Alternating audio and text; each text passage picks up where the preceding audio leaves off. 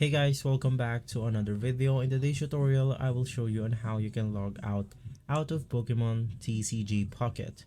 Now the first thing that you want to do is to go ahead and open up the application, and once inside you can just go ahead and click on the three lines below your screen.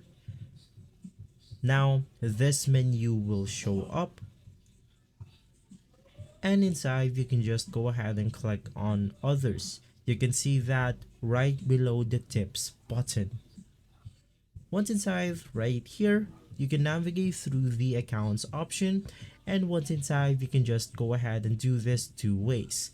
First things first, you can go ahead and delete your account by clicking on delete saved data, or if you don't want to do that, you can just go ahead and uninstall the application itself, reinstall it back in, and from there your account will be logged out.